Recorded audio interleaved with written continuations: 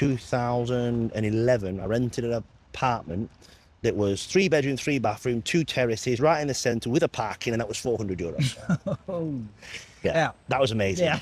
And then we used to go, when the euro came in, with €50 note, you could go to the supermarket and fill your basket.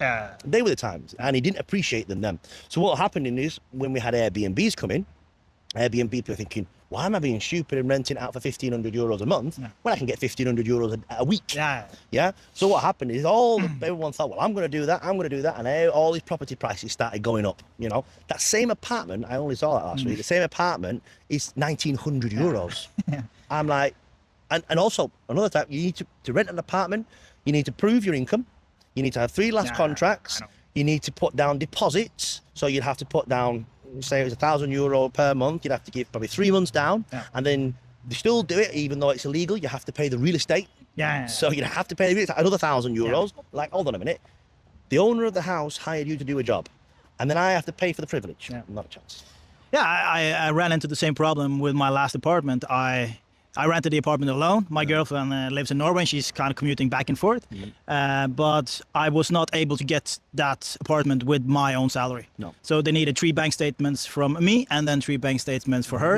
And we needed to show an income of at least €4,000 to €5,000 just to get the apartment. So that kind of shows how difficult it can be. The real estate market for rentals is a good business, to be honest, but not for the end consumer.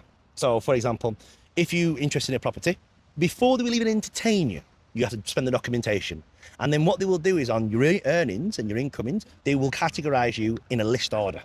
So the more money you have, the quicker you will see the apartment, and you will get the go ahead.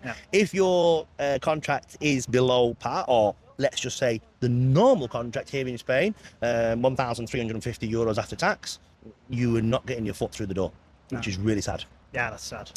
A lot of people that do need the help, a lot of people that have put into the system have come across hard times, especially in COVID, lost the jobs, lost the way of income, you know, and they want to be able to live somewhere that's nice, and they can't do that. So what then happens is people think, well, I've got kids, I'm not going to live on the street, I'll break into an apartment, and which is where you then got the squatters.